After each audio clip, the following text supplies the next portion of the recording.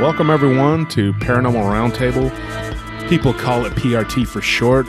I do not, and I don't like those people that call it PRT. I'm just kidding. I do it myself.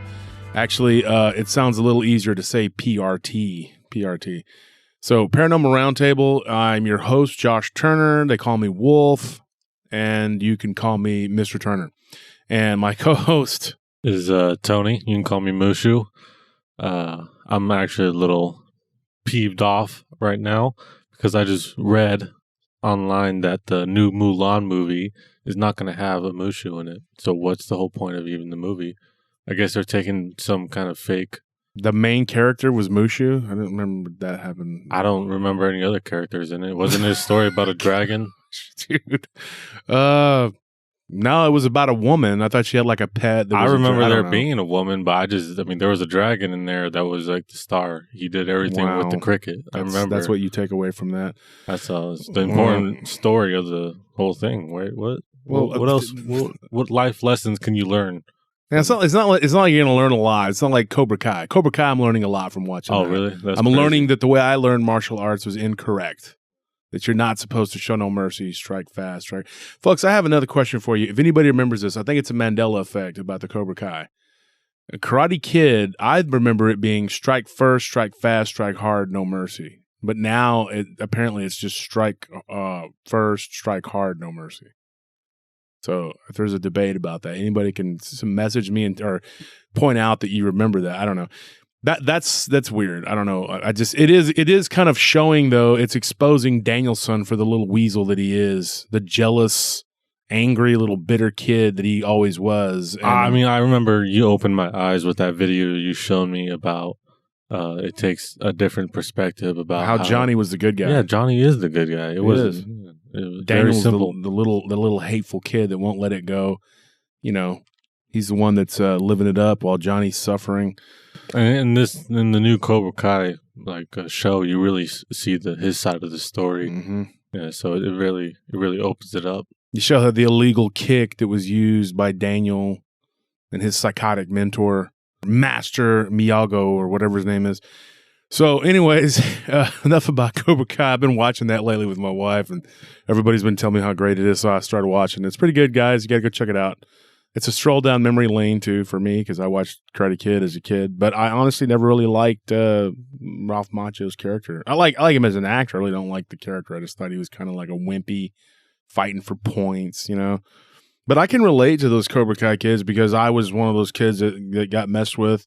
And then I learned how to fight, and I turned the tables. And, yeah, I can understand how you would you go from being kind of a nerd to being, and then everybody wants to be your friend because you can beat them up.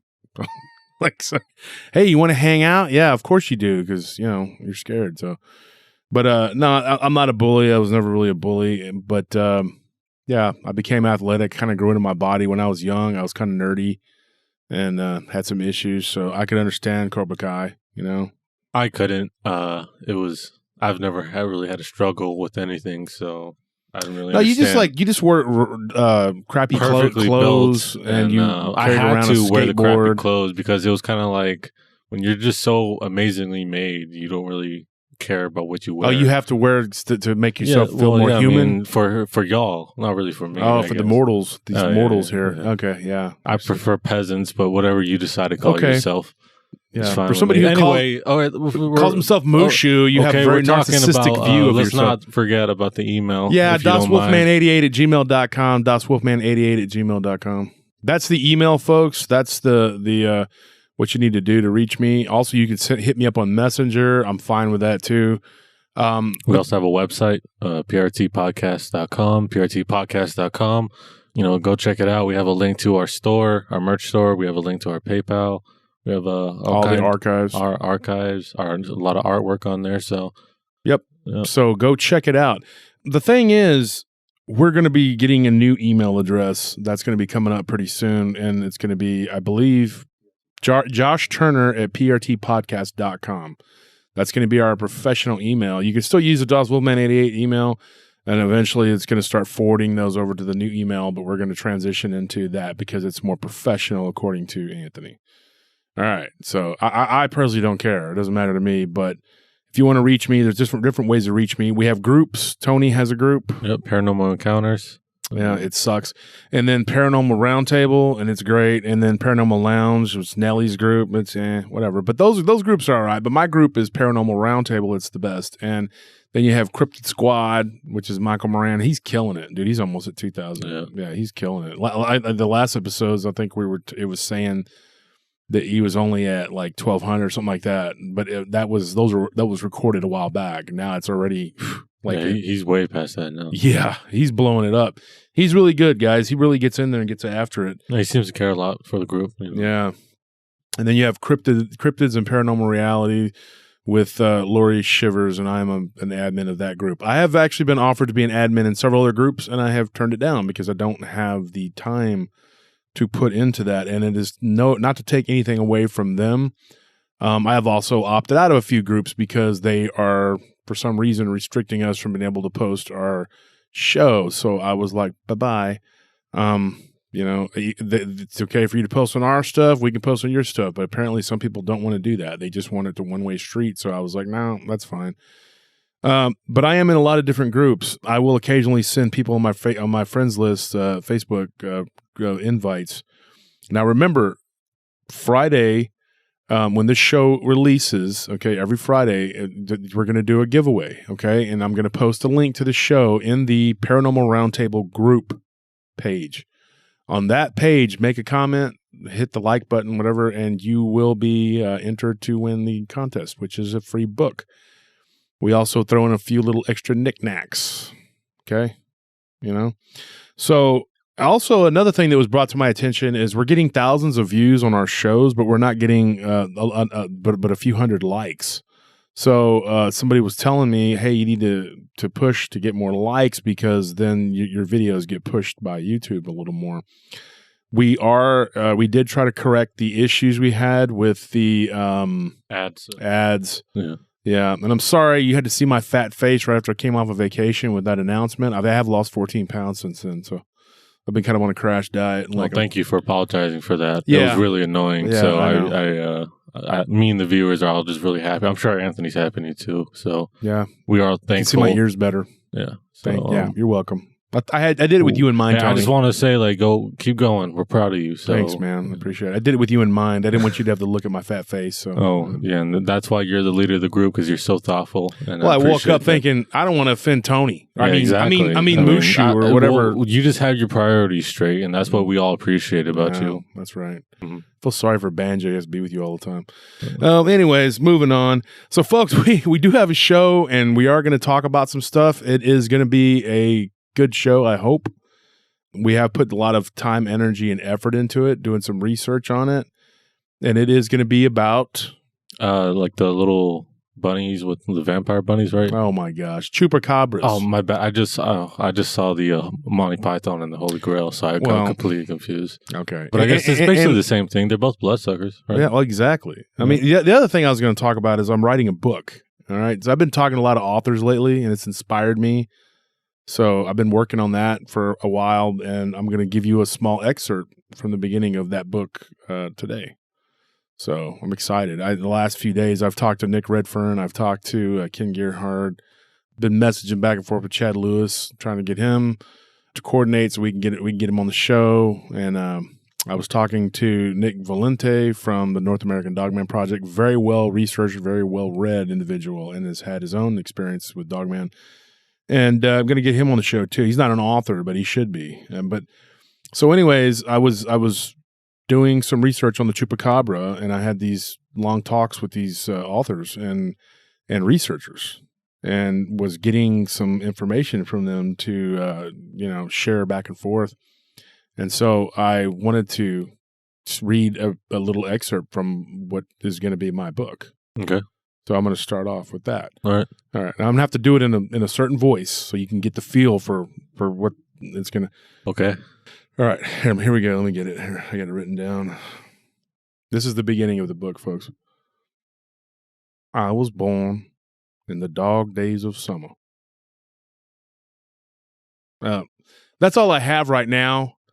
I'm planning on doing more, but Were you born this summer? Yes, I was July. Okay, dude, look, it takes time to do these things. Right? Well, no, I'm actually. It's only very been 2.5 years. I've been working on it. I'm planning on doing more. Well, no, here I was honestly impressed with what you've had so far. It really encompasses, I think, a lot about you. And it really brings the viewers and lets them see your beginnings, and I think that's very important. So just keep with it. You like it, huh? No, I didn't. But but for you, I guess it's very impressive so far. Okay, that's not cool. I keep going. Oh. Once again, like I said, it's only been 2 years. Greatness takes time, folks. It takes time. All right, give me some time, and I'll finish this book probably by 2080. So, anyways, moving on here. I guess I'm not an author. I don't know, but you know what? Nick Redfern did say something. He said not everybody has the same talents, and my talent is to talk a lot of crap. So, I thank Nick for pointing that out to me. So, anyways, he's going to be coming on the show too, folks. He's written another book. This guy is a prolific author. He's going to catch Brad Steiger. I'm telling you, this guy's like 60 books in. I don't know how many. I think Brad wrote like 90 or something. I'm not for sure. And so he's written 60 books, and he's got another one about Mars coming out, and he just released one, Monsters of the Deep. I think he just sits there and writes books all day long. I mean, he's an amazing. Well, if you got a passion for it, I'm sure. It goes by. Unreal. But he's going to be coming on the show, and I was going to have him on and talk about the other book, but he's already written another book, so it's like I can't even keep up. But he's a really nice guy. He lives up in Arlington, Texas. And Ken, of course, a good friend of mine, lives down in San Antonio, and I've been talking to him about the Chupacabra. They both had their explorations of that. Ken in Mexico, and Nick has gone to Puerto Rico. So, anyways, without further ado, here's what we got going on. I'm going to start from the beginning for me when it comes to this subject. Now, people have been asking me why I haven't covered this subject yet, and it's already 90 episodes. I'll tell you why, because it's very vast. It's like one of those weird foods that somebody gives you, and you don't know where to take a bite from it because it's such a huge ordeal. I didn't really know where to start. I have had my own personal experiences with these things. If you take that, there's two different types, okay? There are many stories. Now, when I put the post up there just as a last ditch thing, hey, if anybody wants to send some stories and I can sift through them, I couldn't believe how many I got.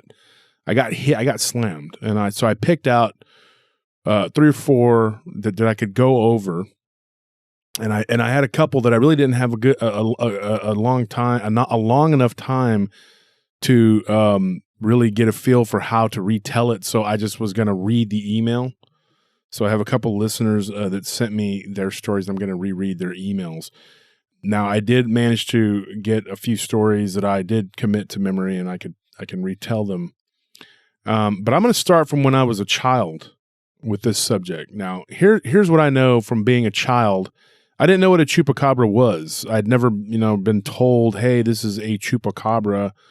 It was in the 80s, and they weren't calling it that. When I was in Candelaria in Mexico with my grandfather, we went across to Candelaria quite often. We would travel through the Chinati Mountains and Pinto Canyon.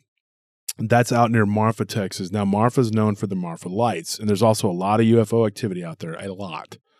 I also covered a story on Vic's show about a dog man from a DJ friend of mine who I think you probably have actually met him at Darwin's once, Tony. He's a DJ, and he had a dog man story about it, and I put it on Vic's show. But that's where my grandfather and grandmother lived in the 80s when I was a kid. When they moved from Central Texas, they moved out there to retire out there, and we would travel to visit friends of my grandfather's out in Candelaria. It's a very remote Mexican village just across the border. It's a pretty neat little place, and it's pretty high up. It's kind of up in the mountains. And so I would play, my grandfather would hang out at this store with this family, and they had a place for us. They would let us sleep in the back. And my grandfather would hang out, and we'd spend, afternoons out there, and we'd stay the night, and my grandfather would hang out with these people. And I would play, and there was an old abandoned church that was dilapidated, like there was no front wall. There was actually a door, but there was no wall, so I never used the door, just walked in. it had been crumbling for a while, and there were cactus plants and all kinds of other things around. And I was told, because my grandfather was not the most responsible human being when it came to me, he would just let me do whatever I wanted, just like he did with my dad. Just go raise yourself, whatever. So, I was a little 7-year-old kid or whatever. I was wandering around out there playing, and I was told to be very careful because there's rattlesnakes in the cactuses that were growing in what was once the inside of that church. I believe that church had probably been there for 200 or 300 years. The Spanish had built it. And so we were wandering around in there as a kid, and I say we because I had a friend, and I can't remember his name, but he was a little Mexican boy that I used to play with. We'd always go and hang out together, and we were the same age. And he would go to school at the little schoolhouse, and we would go and we would play. They had like a little playground in a fenced-in area, and we would play back there for a little bit, but then we'd go exploring, and we would take sticks and poke at cactuses and stuff. Now, we did come across a rattlesnake one time, and it scared us, and we ran. But one of the things that I was told as a child was that there was this little creature, and that, as they said in Spanish, little tecuache, like a little monito. And what they were referring to when they described it to me was that it was like a little reptile-looking creature, about the size of a child, with skinny limbs, the way that they described it, and it had ridges or horns going down its back. And it had a snake-like tongue and reptilian-looking eyes, and that it would crawl around underneath bushes, and it would come out and grab you if you were a kid and pull you away. Supposedly, a child did disappear in that village back in the 70s, according to what I was told by my grandmother years ago. So I don't know for sure if this was just stories to scare children, but it did sound very much like a chupacabra. Now, at the time, nobody said, hey, this is a chupacabra. They called it something else. They called it the tecuache, monito, or whatever. But yeah, it wasn't, they weren't telling me, hey, there's a chupacabra out there, and and it wasn't like from pop culture. This was something that they believed in, that existed, that they were very adamant was real. There was also a cemetery, and you could climb up this hill, this ridge, and looking back on it, it was very dangerous because it was about 30, 40 feet up on this ridge, and then you could climb up to the top, and there was a cemetery there. Because the road had washed out a long time ago, and the cemetery was almost unreachable. You had to climb it. Now, as a little kid, we could do it. And one of the kids that I played with, there was another little kid, it was a little girl, and she spoke better English than the little boy. And I didn't know her. I don't remember her name either. I don't know her name, but I remember her saying that she saw one of these creatures hiding behind a headstone. And she had a picture of it. Like, she had drawn it as a kid, and I remember looking at it and going like, what is that? It burned in my mind like years later when I saw like the Greys, the aliens, that it kind of looked like that. They have skin stone, or like, what do you mean? Well, it was just a little cartoon that like a little picture she had drawn that looked like Godzilla. I mean, like a little Godzilla type creature. Now, that'll come up again later in the show. I'm going to talk about that. But it looked like it had an alien, like an alien body. It was real skinny, and she drew a pretty good picture. She was a little older than me. She was like 11, and I was like 7 or 8. So, and I remember as a little kid, she was very pretty. I remember playing with her, and she was very nice to me. And so, she was kind of protective of me and the other 2 kids that were running around with us. She was the older kid. She was always kind of like, be careful. And she told me that one time there was a little creature that was hiding behind a headstone, and when I went into her room, she showed me the picture. Now, that is, looking back, my first experience with the chupacabra. Did not see it, did not have any sort of like encounter myself with it at that time, nothing like that. But moving forward, I did have my own experiences with what they call the Texas chupacabra. Now, I'm going to jump around a little bit here. In 2008, I worked at a job site off of, like over there behind the shopping center, Tony, where we were doing the Ross and all that.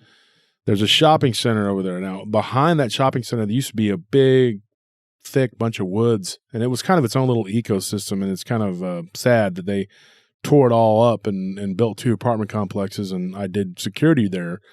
And at that time, that property, there were these weird looking animals. They looked like hairless dogs. They were not aggressive. I have to say that. There was nothing out of the ordinary to me other than they were weird looking. They looked like hairless coyotes. They had oversized fangs that hung down, and they were menacing looking. But I ran into one because they were draining the this area behind there. There was like a pond, and it was once a creek, and it had shriveled up to a pond, and they were trying to drain it with these pumps. And so they had, like, just like the job sites we have now, they had generators. So I had to go, and literally almost the same kind. It was not that long ago. It was several, 10 years, whatever. But we have the same kind of generators, those big box, So I had to go and I had to turn it off. That was one of the things they asked me to do. And so I had worked with these people for a while. And so I did little extra things for them, And so I would go and check the pump for them at night, so they didn't have to leave a guy there to do it. And I said, that's no problem. I can do it. One of the workers there told me that he saw this weird-looking creature kind of milling around by his truck. He opened the door and he shooed it away. He said it looked like a mangy coyote, but it growled at him. And it had really weird-looking eyes. I didn't really think nothing of it. I just was like, okay, it's probably what it is. I saw coyotes out there. So I go out there one day to turn the generators off, and this dog-like animal comes out from the woods, and I thought, man, that's a weird-looking dog, and I shone my light right on it, and its eyes were kind of a blue, and I just thought, that is one hairless, weird-looking dog, and I just kind of stomped my foot at it, and it just kind of bounced back into the woods, and it was gone. It wasn't aggressive, like I said, and I just got back in my vehicle and I backed out and I drove off after I finished changing, turning the pump and the generator off. One night I was walking through that property and I was going upstairs to lock up some of the rooms or the apartments, and I came across a bigger one. This one, I know it was a female because I saw it a couple times after that, and I saw it in broad daylight. And it was large, and it had the weird-looking, kind of wrinkly-looking skin. It was hairless, completely hairless, and it had these weird-looking legs, paws, whatever, and it had weird, oversized fangs. It was the weirdest canine I'd ever seen. So I came home. The guy I was living with that time was D, and my roommate Pete, and Anthony. I don't think you were here yet at that time. Nope. But you did go to that site with me a couple times. So you remember I told you about that, and we found like a dead animal or whatever. Here's the weird thing. Like, I told him about it. And at that time, I don't remember anybody saying Chupacabra about those dogs. To me, it was just a dog that was just deformed and weird looking. Okay. Not until later on did I hear people talking about it on these shows and all this pop culture that those were Texas Chupacabras. They were accused of exsanguinating animals, which there could be some truth to that because I did find a raccoon that looked like he was completely squished and it was near the wood line. It wasn't like he had been run over. So I did kind of put two and two together, and later on and go, oh my gosh, I've seen those. I ran into a smaller one when me and about, at least a dozen to maybe even more than that, maybe 15 workers were all in their lunch break. And on a Saturday afternoon, a small one came running out between two buildings and ran through a crowd of workers that were all taking their lunch while I was sitting there talking to them. And it crawled underneath the fence, almost flattened its body out. It was pretty amazing the way it did it. And then it got up underneath the fence and ran and kept going. And we were all like, whoa, whoa. Well, the workers started pointing and saying, "Ay, Chupacabra, Chupacabra." Well, if anybody knows anything about Mexican culture, and it's one of the things me and Ken Gerhard talked about when he was doing his research down there, Chupacabra in Mexico is kind of a catch-all term, kind of how El Cocuy here in the Mexican Americans, the Tejanos and the Chicanos, both tend to say El Cocuy. The Cocuy is everybody has a monster in the closet, or it's a Cocuy. Everything's a Cocuy. It's a catch-all. So the workers weren't necessarily saying Chupacabra. They were kind of saying monster, like that's a monster. Like maybe they had encountered this thing before. Maybe they hadn't. I don't know. Didn't really like go into asking him a bunch of details about it. I just thought, what a weird looking creature. And I'm sure they thought that too. I didn't go around interviewing people and asking them what they thought of it or if they'd seen them before. I saw them all the time out there, so it was no big deal to me. It wasn't until later on that it became like, whoa, that's something amazing. So fast forward to about 3-4 weeks ago, me and Nellie, my wife, were driving down Lamar. And Tony, you know exactly where this is at. You know where the old 24 Hour Fitness is now defunct. You're driving down Lamar, that would be the parking lot from that little park would be to your left. And right when you get to that little bridge, that little dip right there, we saw 2 of them, which is about 1/3 of a mile from that property, which would be kind of behind Sears now, kind of behind Ross. So it's only about 1/3 of a mile from there. And it would be nothing for those dogs to just relocate. So it's right there before you get to that little entrance for that old church that looks like it's a Scottish castle or whatever. We saw 2 of them run across the road, and my wife goes, "Oh my gosh, look!" And so we slowed down, and they ran off on the road, and they got off to the side of our vehicle down in this little gully, and we shined the flashlight on them, and for a split second they were there, and then they bounced, they bailed. Definitely the same thing. Now, what I talked about with Ken Gerhardt is that, you know, I told Ken, I said, dude, I these things are I've seen another cryptid. I thought, you know, I was excited. I thought, wow, I've had lots of ghost experiences and spiritual experiences and stuff, but not much with the cryptids. I've only had like one confirmed 100% I can say was a cryptid. That was the Dogman.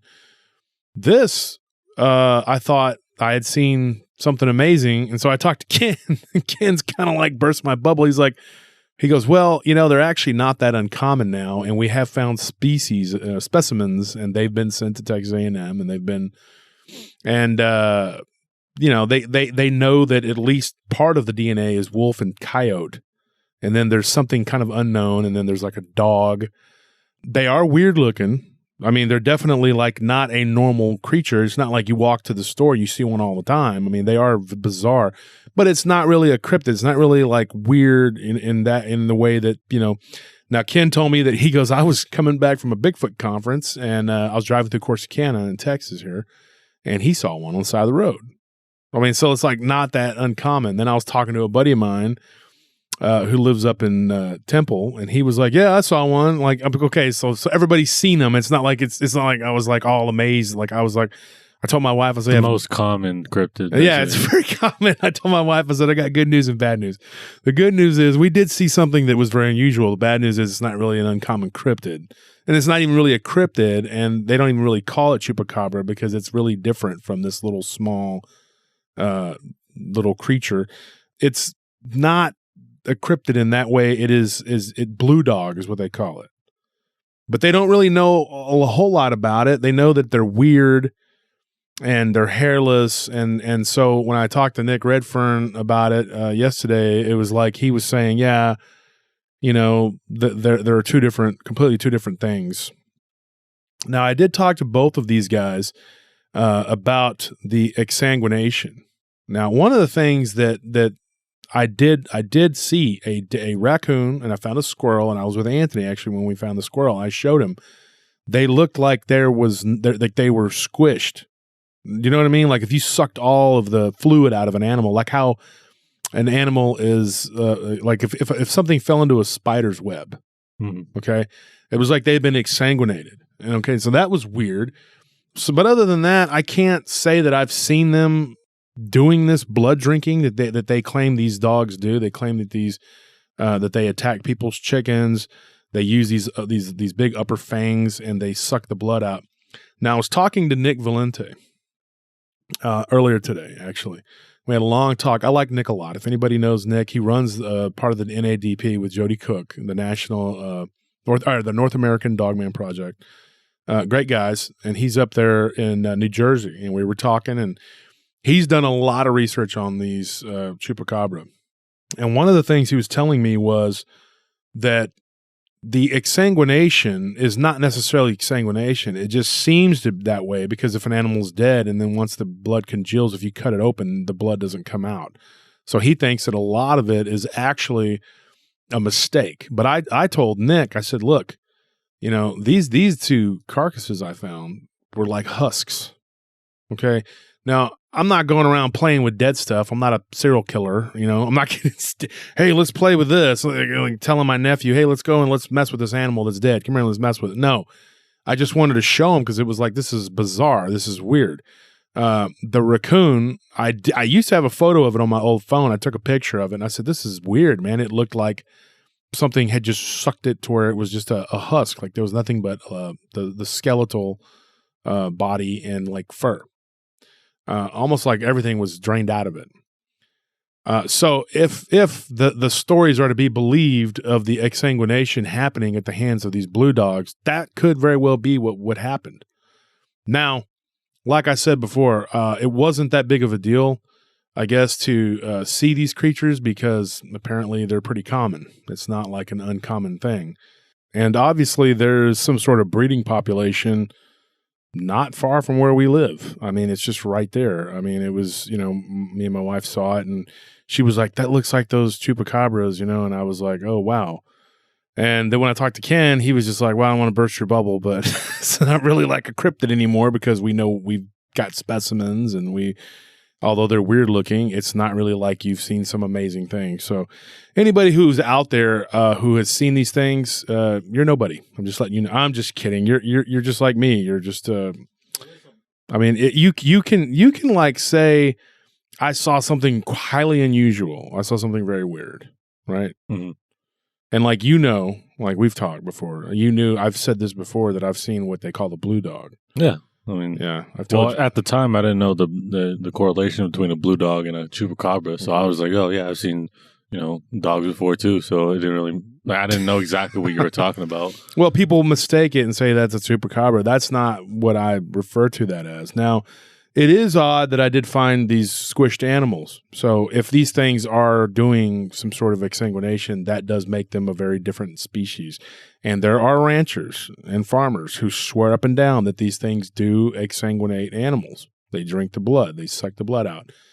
I had a Bigfoot researcher. In fact, you probably know who I'm talking about. I mean, he's not a great friend or whatever, but I do talk to him on occasion.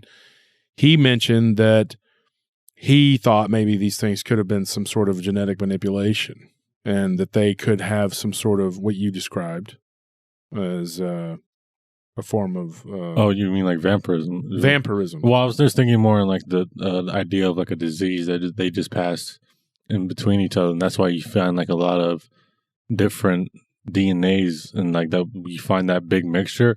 Because it might be that like what happens is it's a bunch of different creatures that unfortunately are infected by something and it turns them into something else, and then those breed, and then it creates like this genetic mosh posh or like hot pot, of all this stuff.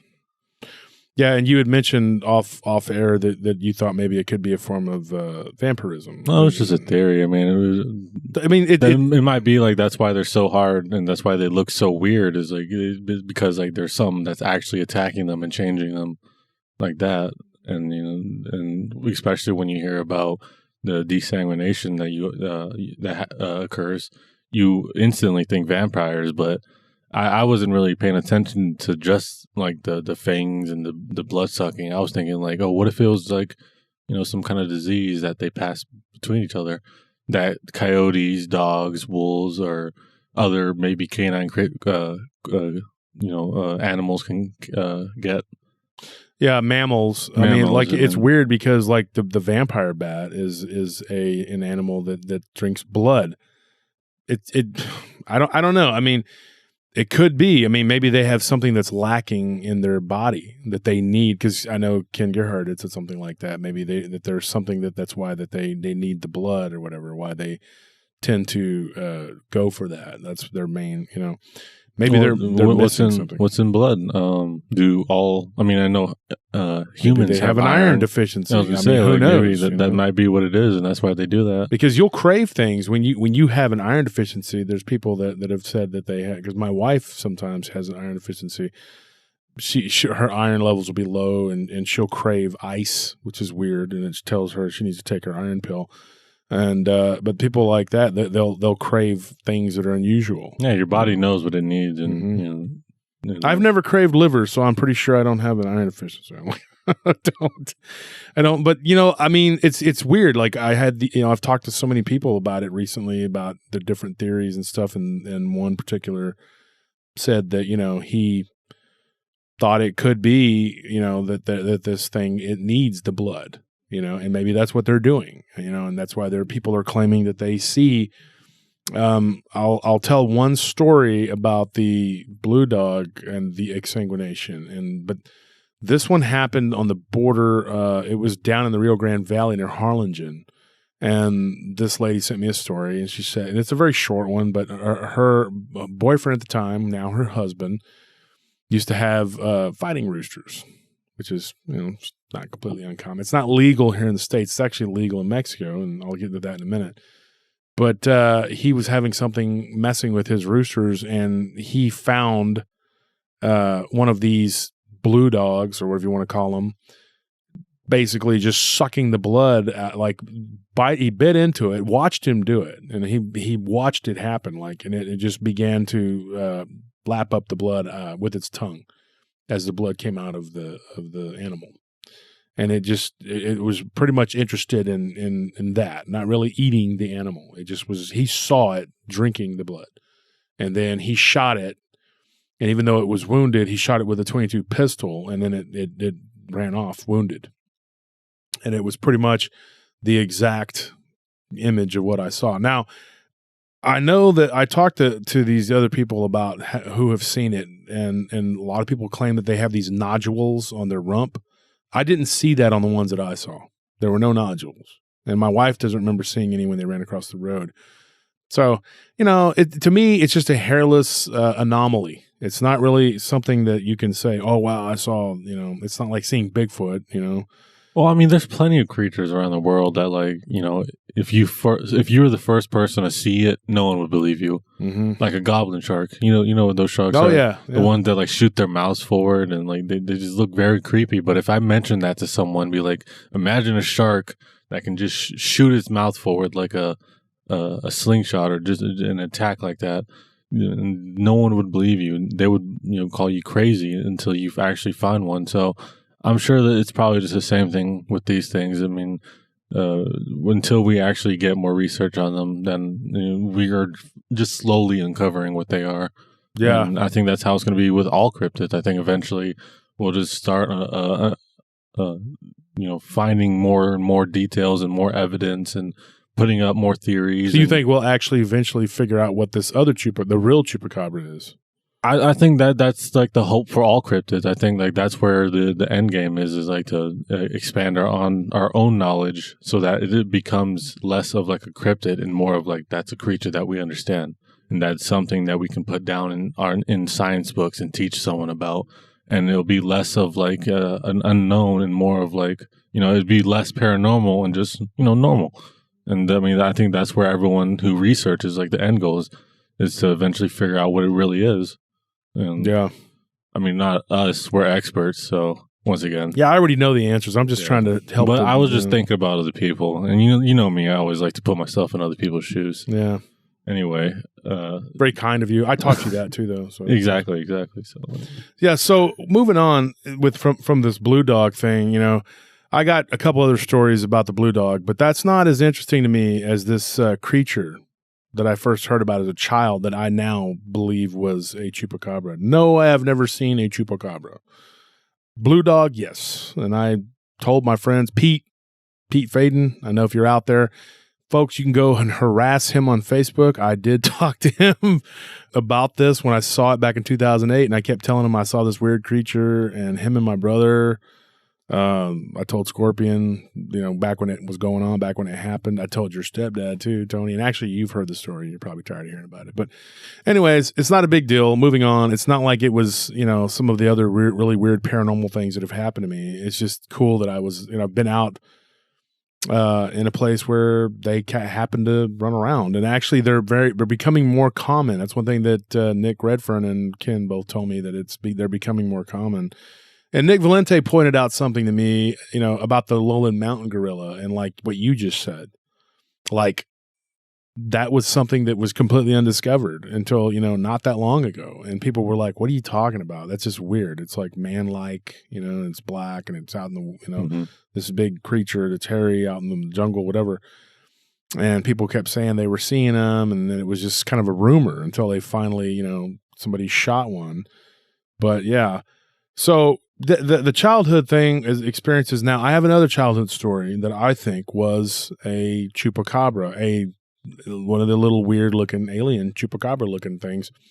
When I lived in Rockdale, Texas as a kid, once again, I didn't see this myself.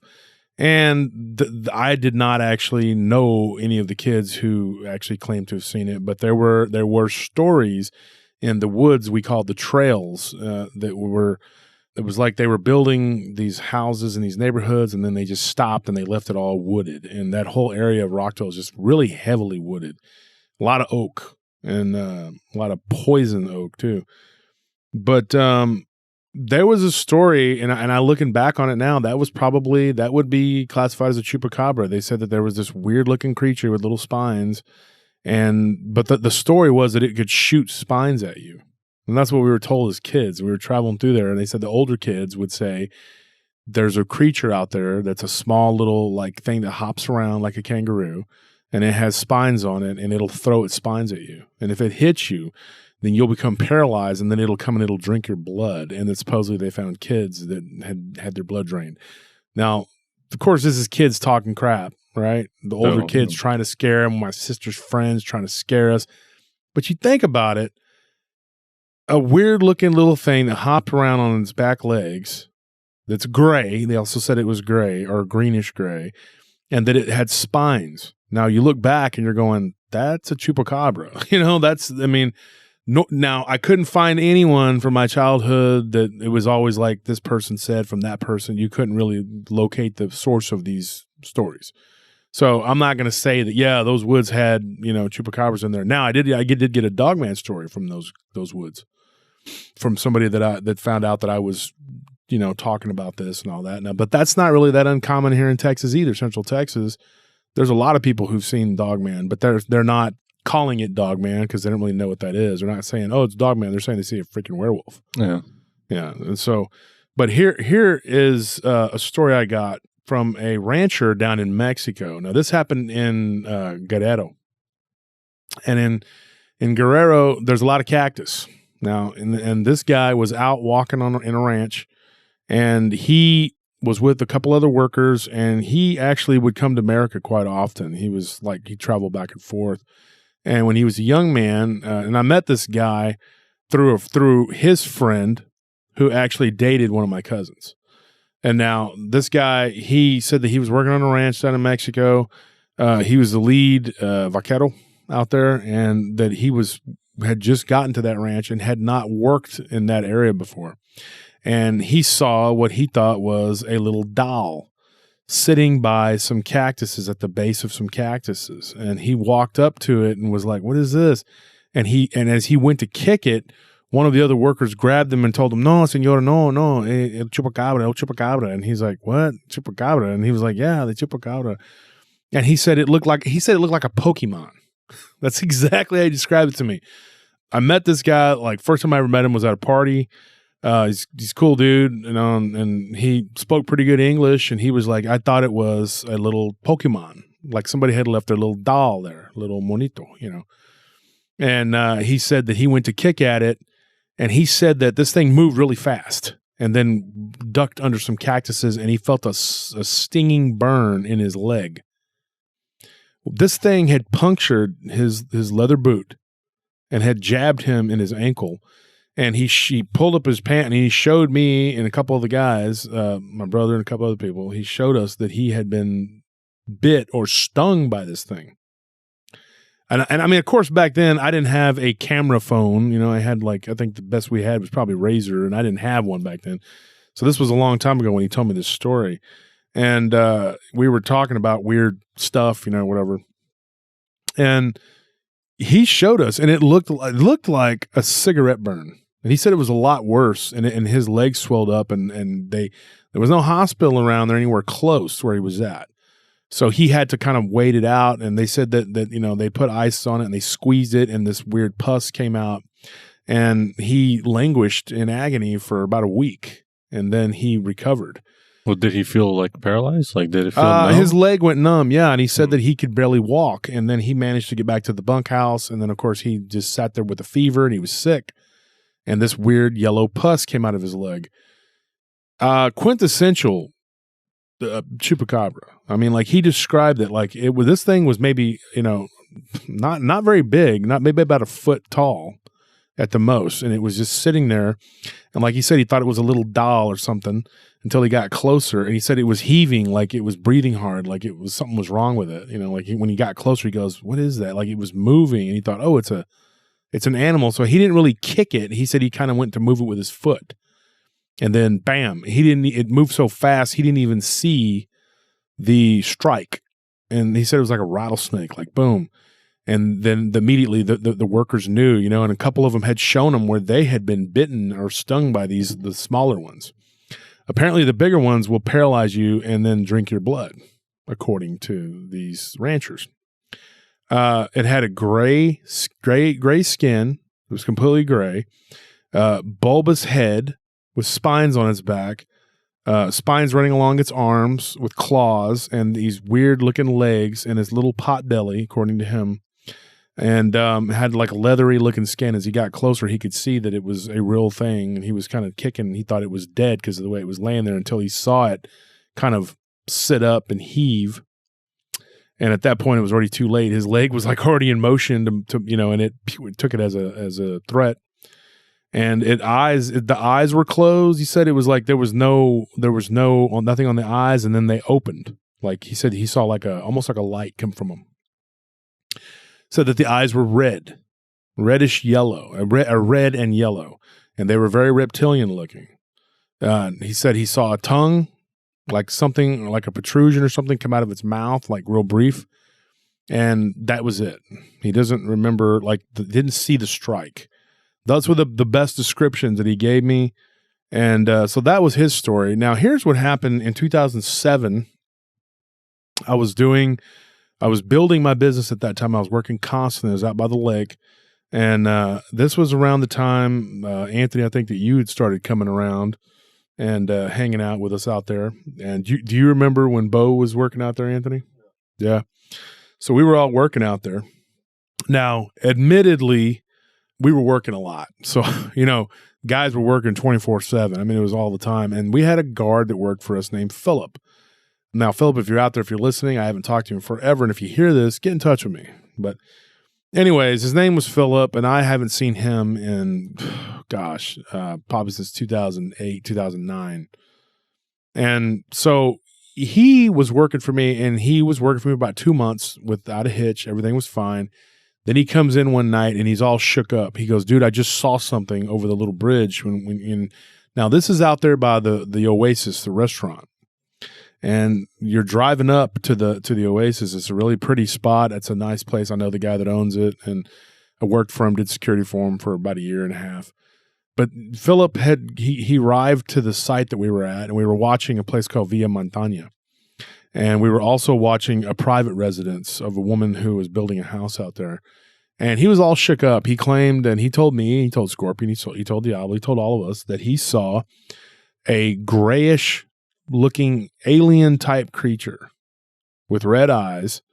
And it jumped kind of out of the bush. Didn't come out onto the road. It just kind of jumped out of the bushes. He didn't get a look at the legs or the lower body, but he did see a reptilian looking body. Very much like a chupacabra, like you would describe the alien-looking chupacabra, and that goes back to the Puerto Rican version or whatever, and I'll get to that in a minute too. And he said that it was right there to his right as he was driving up, and he said, "I just stared at it. I looked right at it, and then it ducked back and went down below the bridge, and there was like a little small bridge you go across, like a creek. And then he got up and took Comanche Trail, and he took a right, and he went up to where we were at the top of the hill. Well, when Bo found out that he razzed him pretty hard, and my cousin, he can be a pretty hard guy, whatever. He thought, man, that's ridiculous. That's silly. But over the next 2 weeks, Bo began to say that there was something out there in the woods. And one night in particular, this is actually I'm not trying to put you on the spot, Bo, but I had to let you go because you drank a lot at that time. You had some issues with the drinking, and now he's cleaned up. He's been clean for years. He's a great guy. Has a business, and he's a good kid. But at that time, he had some issues. So before I say anything else, he did drink, okay, folks? And he admitted that he was drinking the night that he claimed that he saw something come out of the woods that almost fit the same description. Now, here's the weird part. He had made fun of Philip and thought, this razzed him, was like, this guy's an idiot. He saw some crazy stuff. That was the last night that Philip worked out there. He refused to work nights. And then I said, well, I don't have anything in the day. So he went back to work in town or whatever. And then when I started working for the company that I work for now, when I started in and they bought me out and I started working with them, then before I became, had my own stuff, whatever, there was an intermediate phase and I was just kind of working, and I ran into Philip again and we started working together again. And that will lead us into another story. But Bo claimed that he saw something that kind of crawled out of the woods. He didn't get a real good look at it, but he stopped the teasing and the laughing and the making fun. I did not see it. Scorpion and Diablo did not see it. None of us, Bones was working out there too at that time. He didn't see it. The only people that saw it were those two. And so I can't really tell you exactly what Bo saw because, like I said, he was inebriated, but he did claim to see something out there. And we know that we did see lemurs out there because apparently somebody out there had owned lemurs and they had let them go and they bred. So there are lemurs. As lemurs do. As lemurs do. We expect. As lemurs are wont to do. So there were lemurs. So I asked him, I said, was it a lemur? He goes, no, this was something else. Well, Bo, like I said, he was drinking, so you can't really say. But they did have a very similar description, Here's the thing. One of the guys that worked for me very briefly out there, this kid, I'm like, well, I don't have permission to say his name. I don't know, because I do know him, but I haven't talked to him about it since it happened. But he told me a story about his friend's wife having seen one of these creatures out near Westlake. And now that she lives out in Lakeway. So I got in touch with them and I talked to them about it. And this was years ago. And the story that she told me was they were teenagers living out near Westlake Hills. You know where that's at, Tony. And they were driving home from the movie theater, her and two of her friends, and they were all teenage girls. And they were laughing and talking and listening to music, whatever. And this creature jumps out in front of their car, turns and looks at them, and then hops back from where it came right before they hit it. And she said it was really fast. Like it was like boom in front of them, then boom back into the woods. Said that it had long, skinny, kangaroo-like legs, grayish skin. That's all she said, grayish skin that looked reptilian, had spines on its back, going up its head, like ridges, okay? And then said that it had big, bulbous, yellowy eyes. Very small, slender forearms, almost, and they were short, almost like a T-Rex. And that it hopped backwards, like it hopped up out on the road kind of on all fours and then turned and hopped backwards right in front of their car. And she's like, I know what I saw. Me and my friends saw it, and it was so weird. She did say, too, that about a week before that, her friend's stepdad claimed to have seen a UFO right there over Lake Travis. Now, I remember around that time, people claiming to see there was some UFO activity up there in that area. And I was like, I don't know. I don't know I don't know if there's a connection there. I'm not for sure about that. But that was her story. And so that was an interesting and intriguing one. And I thought, that is weird. That you don't get a whole lot of like stories of this particular creature, but the ones that we have gotten have been in that western rim. The Westlake to Lake, all the way out to Lake Travis type area. So I don't know what to make of that. It terrified her and her friends, and she said that she'll never forget it. It was like, I'll never forget it, blah, blah, blah. And not too long ago, I actually did talk to her husband again. They've been married for years, and he reiterated that she's never changed her stance on the story. Now, I haven't talked to her again recently. But yeah, that was pretty crazy, that story. So here's the other thing. Back in 2000, me and Scorpion, or Gary, we were working, and I've told this story before on a reptilian abductions episode or whatever of PRT. We were working with a lady at this startup company called Vignette that went under. It's no longer there. And we were doing security, and we worked with her for about a month or so, and Scorpion decided to tell her about my dogman experience, which I was kind of aggravated about because this lady doesn't know us. And then, but apparently she had talked about aliens and UFOs. So he thought, I'll tell her about what happened to Wolf. So I got kind of mad because, you're it's working not with his story. It's not, it's a professional setting. And this woman is a lieutenant for that particular company. We had two different companies working there. We worked directly for the building, the property manager, and they worked for Vignette. So they had two sets of security guards. So at any time you had four or five guards at that building at any given time. And then you had our site supervisor that worked over at the Intel building, and he would come over and check on everybody, blah, blah, blah. But yeah, I didn't want the company I was with at that time to think I was crazy. I didn't want this lady to go and tell the clients that I was crazy. And so I said, why did you tell her that? And he says, well, she's got an interesting story. So anyway, long story short, not to reiterate what's already been talked about on the show, but she talked about these alien abductions.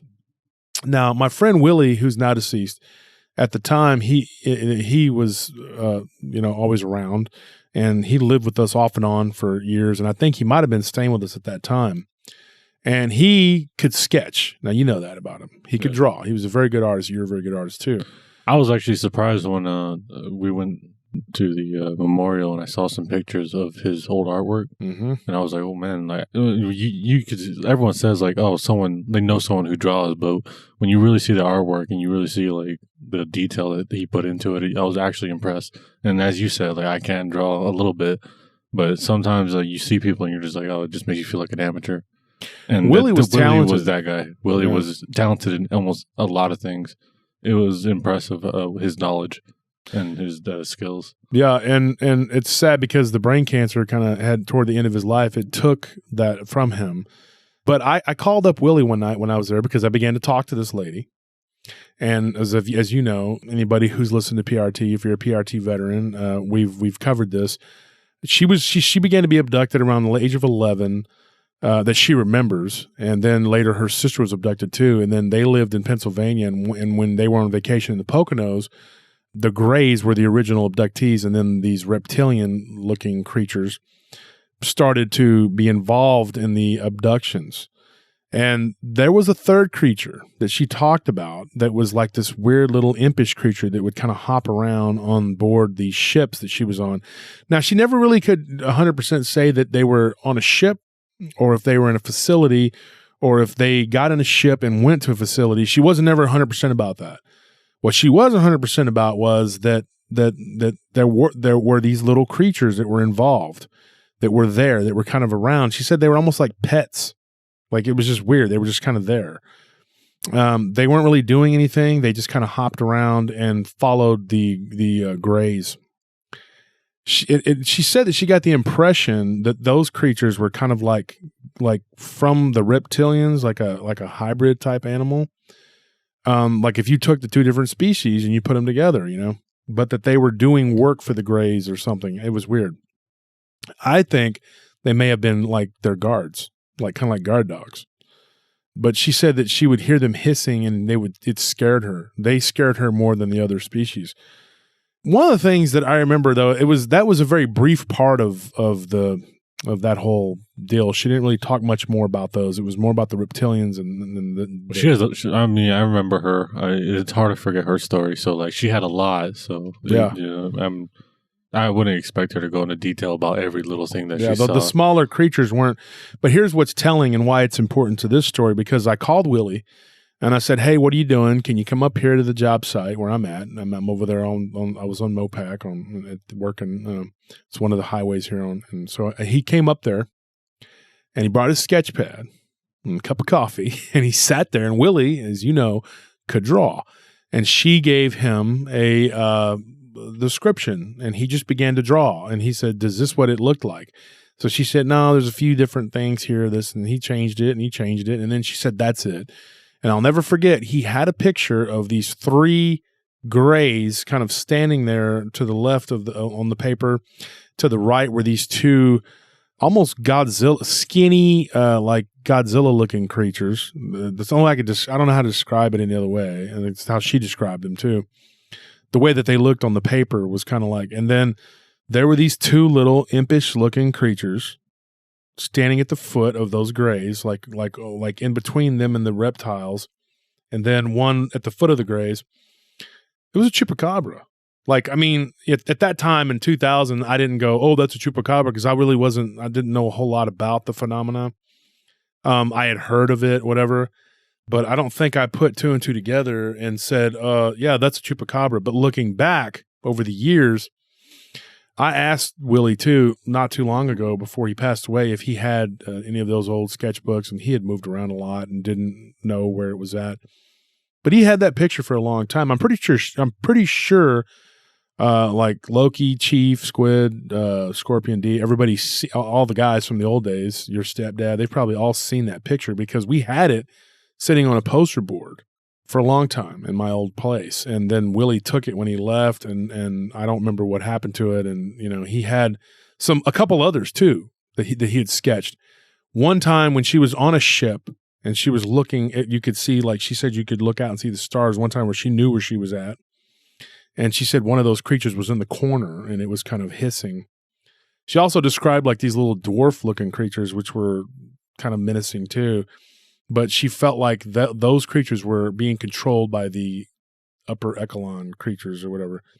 And I am going to do a show about the praying mantis creatures at some point, because I've got enough stories now for a show for that. But at this point, you know, that was her experience, and of course that was kind of a sideline, that's not the main meat and potatoes of her story. Yeah, but it is interesting that they did look like these creatures that people describe, these little whatever chupacabras. One of the things that Redfern told me too was that people they talk about these things as having wings. I think that Ken said that too. That's not really most of the descriptions I have gotten none with wings. But I will read you a story from one of my listeners named Eddie, and he sent me a story, and that's Eddie's not his real name. I'm just going to use that, but I'm going to read it to you because I didn't have time to really commit this whole thing to memory, because I just got this day for yesterday, and I've had, like I said, folks, I got a bunch of stories. We can definitely do another episode of this. Okay. This one here, it says, first he apologizes because he says he's been really, really busy with work. Unacceptable. Okay. PRT comes before everything, including your livelihood. Whoa. Wait a minute. You have work right now? Wow. You're really living it up, huh? I bet you feel special, better than all of us over here. How dare you brag about that in front of us? Well, we're working a lot too. Yeah. Most people don't have it. We don't need to tell people that. All right. That's Yeah, I feel sorry for us. Send us donations. Yeah, we're all just struggling all the time. Banjo's, a stick again. Well, he has lost the poundage that you'd put on him at the jobs. Yeah, he used to. I think I was looking at it. He lost like 2 pounds. He's becoming chunky for a while. I'm liking these stories, but I'm a little hurt by the misrepresentation that you're showing these chupacabras. Because in the first story, obviously that was self-defense. Poor Chupacabra was sleeping. Man comes up and tries to kick him. What do you expect to happen? And in the he thought it was a Pokemon until he got really close. That does not. So you just, if you see Pokemon, you just start kicking them around. Absolutely, I kick Pokemons if I see them. So, anyways, here what he says. He says, "Sorry, Wolf, been busy with work." He goes, "I got a few stories here from my grandpa." He says, "A little background on him and the situation. My grandpa worked various jobs in Mexico. They come from a very poor family and lived in the hills. He had many jobs, such as masonry, cemetery guard. Not sure exactly what his job was there, but he also worked in the town's morgue. He worked at his fish farm and his crops. And for fun, he went down to the Palenque to fight his roosters, which is extremely common and also legal in Mexico. That's where his first encounter happened. My grandpa said he was with a few friends packing up their roosters and things when they heard crates being messed with outside. They rushed outside thinking someone was stealing their roosters. When they got there, he got a glimpse of what he described looked like an iguana-monkey mix. He said it was a dull gray color, no hair. Its skin it was all skin. It had a head like a monkey, but with a slight snout like a goat's, and fangs and sharp teeth in its mouth. Big black eyes, and had 2 nubs in its head. Not really horns from what he remembers, but like a juvenile whose horns are coming out. A bumpy back, like if its spine was poking out of its skin, and that followed up until the tip of its tail. Its hands were skinny and bony, which ended in claws. When they rushed out to see it, it had a rooster in one hand and turned to see them and hissed before he was able to get a shot at it. It leaped about 2 or 3 meters and ran off into the night. He said him and his friends had heard about the Chupacabra but never believed it to be true. His second encounter was very brief, but a few weeks or a couple months after the initial one, he was walking back home from the town's bar with 2 friends, and they heard something was running behind them. Each time they looked back, they didn't see anything, and it only ran when they walked and talked. They played it off as being drunk and hearing things. When halfway up the hill, they heard a goat from the house to the left of them scream and a fuss going on in the crowd. They ran into the property, and when they arrived, they saw the same creature stuck to a goat's neck.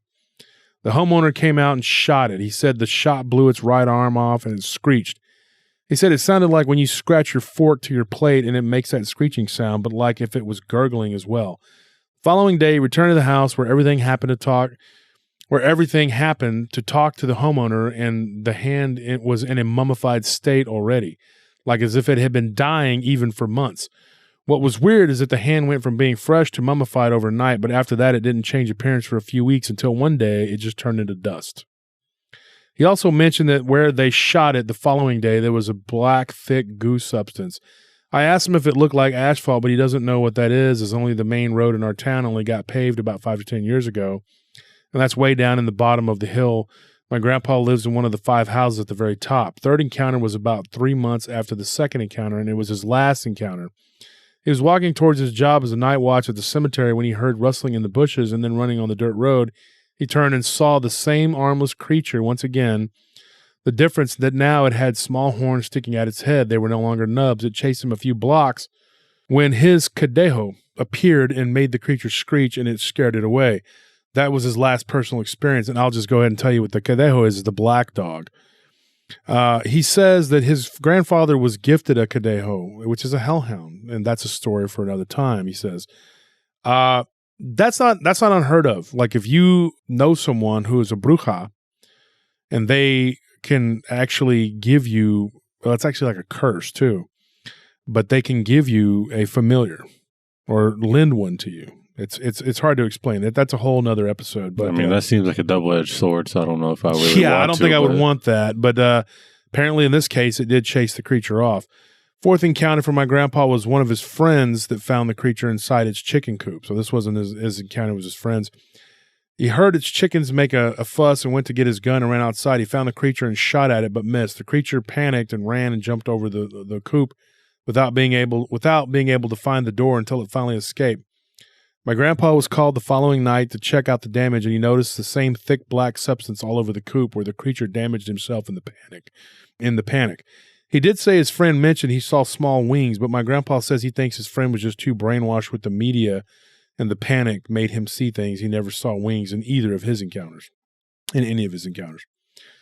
So that is weird, but not totally unusual in when it comes to these creatures. A lot of times they do attack chickens.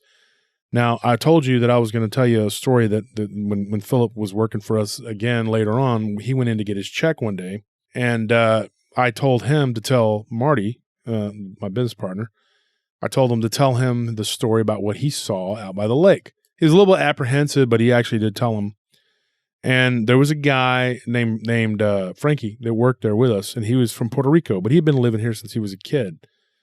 And he spoke, pretty good English. I mean, he was, you could barely tell that he even was from there. When he told me he was Puerto Rican, I was like, wow. And he said he actually lived there till he was 7, 8 years old. Don't they speak English in Puerto Rico though? Yeah, but I mean mostly speak Spanish, this guy didn't even have an accent. Oh, really? He had no accent at all. And I didn't know he was from Puerto Rico. I thought he was he was Mexican. And so when me and Frankie started talking, he says, I got a story for you. So we went outside and he was smoking a cigarette, whatever. And he says, years ago, my grandfather told me and he told my dad a story. This happened before he was even born.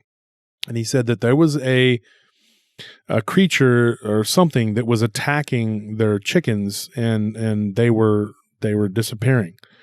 And most of them, they would just be gone. They were just like every day there was another chicken that was gone. So, but some of them they would find with puncture wounds, like one single puncture wound, and they would be exsanguinated, basically with no blood.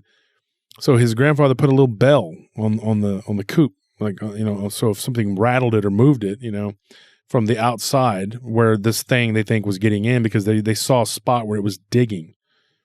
And now here's a weird story. Now he said that his grandfather went outside and heard the noise from the bell, whatever. Him and his friend went outside. They had stayed up and they were drinking some rum, and they stayed up and waited. They went outside. They heard the little bell go off, and they saw this creature that was completely flattened out, that was canine looking in appearance, halfway under the chicken coop where that hole was, where it had dug. Its back legs were on its, like the haunches were sticking straight up. There were little ridges all up and down its legs, all the way up and down its back, all the way up to its head. The head was oblong, kind of like an oval, the way he described it, like an egg. But it was turned at a weird angle. And the ridges on the back were like, you could see it going down the spine. They weren't like pointy or anything like that. They were just like nubs. And its forelimbs were underneath the coop, and it had this long protrusion sticking out of its mouth, jabbed into one of the chickens, and it was like, exsanguinating it. It was drinking its blood. And he said that his grandfather and his friend both shot it. Both hit it. Like bam, bam, like bam, blew half of its body off. This thing flattened itself out even more, missing part of its body, and pulled itself, like first these ridges on the back shot up into spikes, like spines, tried to pull itself out from underneath the coop and was flopping and flipping around and tore the wiring and everything down on top of itself, like twisted the wiring out. And then it literally, the spikes went through the metal, pulled itself out from underneath it, whipped itself around, and it morphed. It went from looking almost canine-like to being a alien-looking, reptile-looking creature with big eyes. And that it screeched, and then it turned and flopped around on its left side because the right side was completely blown off, and just hopped. It literally hopped away, leaving behind a black substance. So that's the story he told me, and I was like in shock. And of course, he told me and the guy that had seen the Chupacabra looking creature out at the lake. I think Scorpion was there, and a couple other guards. And he told us that story, and I thought, wow, that is a trip. I mean, that's a crazy story. And that happened in Puerto Rico. Okay, and so that was his story. And I'm gonna wrap it up here. I'm gonna read one more that I got recently from a longtime listener.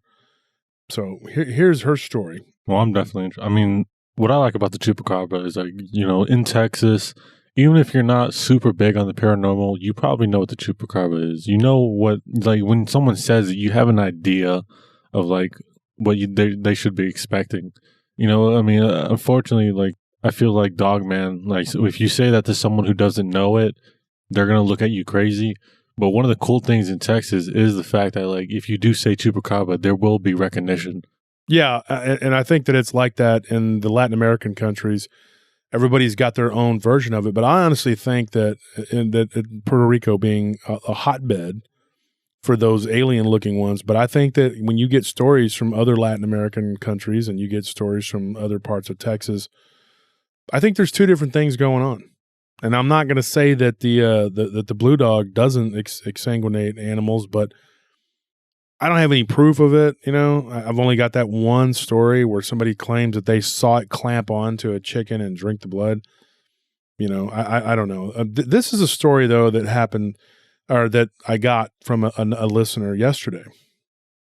This one says, I read a story talking about the Anasazi having a pet that was much like the Chupacabra that they kept on a rope, but we all know it as Cocopelli. Look at the spines on the back, then look at Cocopelli's neck. Chupacabra is called the goat sucker. Look at Cocopelli's little flute or straw. My mother was living in Puerto Rico in 1947. Her husband, Sam, was stationed there, and my brothers Pat and Mike were born there. We were talking about ghosts and other weird things, and she brought up a weird little thing one of their neighbors had told her while in Puerto Rico. The neighbor lady was born and raised there, and she and Mom were talking one day, and she told Mom that if she was ever out taking a walk and ran into a horrible-looking creature that walked upright with spines down its back, to not run. Never run. Just start singing. Sing something soothing like a baby's lullaby, and it will calm down and leave you alone. Now come closer to our timeline. My mom is gone by this time, but I hear a cryptid researcher from South Carolina who spends time in Puerto Rico talking about the Chupacabra. He was telling about a sighting there by a man that was on a hike on a trail that led down to the ocean. He passed 2 people coming back up the trail from there, and all was good. But then he goes around a curve in the path, and one of those things comes walking out of the jungle forest. It says jungle/forest. The guy was a native from there and said his grandmother had told him about these things, and again, to never run or it will attack you. He said he remembered his grandmother telling him to start singing and it will leave you alone. So he starts singing, and he's looking at its red eyes, and it looks angry and is hissing at him. But as he is singing, it looks like it starts to calm down. And then it just walks back off into the trees. He turns and hauls his butt back the way he came. So listening to this account and what Mom told me her neighbor had told her makes me wonder if the Cocopelli holding a flute may have something in common with the music soothing them. But I don't know. So... Did you have anything else like that? Like the singing might help? Well, here's what I'm going to say. If a scorpion starts to sing, we're all doomed, because this thing's going to become angry and jump on our necks and probably rip our heads off. Well, if Scorpion starts to sing, I'm sure none of us would be alive to really worry about that. So it'll make our ears bleed. Yeah. Folks, Scorpion, I think I'll Scorpion... probably be like running at it to get it, so I can just go ahead and get it to get me first. The point to that is that once when he was young, he was in a choir, and somebody lied to him and told him he was a great singer, and now he pollutes our airwaves with his singing sometimes, and he sings and it's awful. I mean, it's absolutely awful. When I first told Nellie how bad it was, she was like, "It's not that bad, is it?" And when she heard him in his room, she was like, "Oh my gosh." I said, "Yes, exactly." I mean, I thought my dad couldn't sing. But we're not going to get into Scorpion's ability to do a cappella. But the point is that we don't want him to be the one to sing. Now, if it's me, I have a soothing voice anyway. I'll just talk to him. I'll tell him stories about cryptids and ghosts, and he'll be fine. If it's Tony, well, who knows? We're probably he'll look at me and realize like, oh, this is probably the best person I've ever seen. So I don't really need to worry about it. But yeah, I guess you could just talk to it, do that if that works for you. Yeah. Well, here's what I'll tell you. In the Mexican culture, if you see La Chusa, you're never supposed to whistle at it. Okay, ever. You don't whistle at it, and you don't sing. So and if you sing, you can also attract La Llorona, or you can attract La Chusa. So you don't sing. It's like the opposite. So to hear people say that you're supposed to sing to this creature, this isn't the first time I've heard that story, that you're supposed to sing to one of these little demonic entities. The singing thing, I don't know if there's any validity to that. Now, I know that if you whistle and you're in the fields at night, then you could attract the cadejo. But apparently the cadejo chases off the chupacabra, so then all you got to do is figure out a way to get the cadejo off of you. So I don't know if you're supposed to sing to that too, or... Can I get a book? Can I get just like a Gravity Falls just guidebook? Yeah, because apparently you got to sing for some creatures and whistle for others, but don't whistle to others. Can I just mention something real quick? Who's going around seeing monsters and singing and whistling? Like that's your first thought. Well, and don't ever talk politics with them. Whatever you do, and don't talk religion. Okay. Folks, that's the show. I hope you enjoyed it. We gave you a good hour and 20 minutes of our precious, valuable time that, we could be spending sleeping or playing video games. Yeah. I'm just kidding. We actually work all the freaking time. So we're hoping eventually that the show will be big enough to where it'll encompass the entire earth, and it'll just become kind of like a way of life for everyone to just listen to me talk. So, okay. I guess that's what you want. I was going bigger. I was thinking, because as we all know, aliens do exist now. Apparently, we have proof. So, well, okay. The final thoughts. Do you think that the chupacabra is an alien? That's hard to say. Do I think maybe it could be an alien? I think there might be like one, like because you did mention like they did see like different types.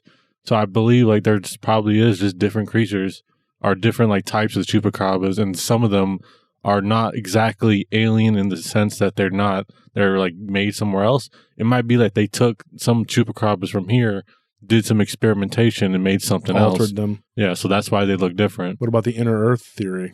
Because that one did crawl underneath the cactus. I've always heard that they come out of the ground. Might be why they look so weird. I mean, I doubt you'd have.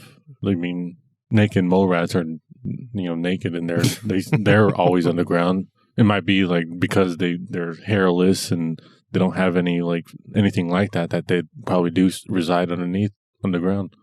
I don't know. We hopefully we've given you food for thought, and you guys can draw your own conclusions and you can make up your own minds about what you believe. I actually just want to thank Ken Garrett real quick, because I know you spent a lot of time speaking to him, but when we went down to San Antonio to actually meet him, and we had that great time. And we watched him speak. Yeah, I had a quick, I'd say 10, 15-minute conversation with him about his travels down to Mexico, about how he was receiving about some of what they thought was a Chupacabra attack on some goats. And, I was looking at it and I said, man, I'm looking at these and it looks like someone just slit their throats. And he was like, that's exactly what I think too. I mean, I went down there and I saw it and it looked like someone did just slit their throats. And we spent a long time talking, and I was just super impressed that he didn't try to say this is a Chupacabra. He was very just no, I don't think that this was. And it made me realize hey, he's just someone who wants to find the correct answers, and he's looking for that. And he doesn't mind if he doesn't find it. He doesn't mind if he has to wander around a lot. And he just wants to know. Yeah, exactly. Yeah. And I just want to, I appreciate him, because I think that's the first time I actually spoke to someone about the Chupacabra in detail, and he was a very informative, very matter of fact. Exactly. Guy. And once again, I just want to thank him for that. Yeah, and I want to thank all the other people that helped me with my research. There were several. Everyone in the group, when you made that post, I know. Yeah, everybody that helped in the research of this and getting it closed and doing it, whatever. I didn't get to use everybody's stories, and maybe we'll do another one and we'll revisit it. There's a lot to this. This is a big subject, folks. It's a very vast subject, and I appreciate you listening to me. And I thought I was onto something. I thought I had seen another cryptid, but apparently it's just a blue dog. Thanks a lot, Ken, for bursting my bubble. And he even laughed. He was like, I'm going to have to burst your bubble here. And I'm like, you're having too much fun with this. But him and Nick Redfern, I want to appreciate I appreciate you giving me your time and giving me your can't wait to have you on the show. Nick Valente, same thing. Can't wait to get you on the show and talk. Those guys, very matter of fact, just like Ken, they want to know the truth. They want answers. Very well read and researched guys. Very good authors. And Nick, just an all around great guy. Just a good dude, man. And so everybody, I want to say thank you from PRT for listening to us and hearing us talk. And thank you for being loyal. And I hope that everybody's enjoying that's going to enjoy their Labor Day coming up. Everybody have a good time. And so that's it. Bye-bye.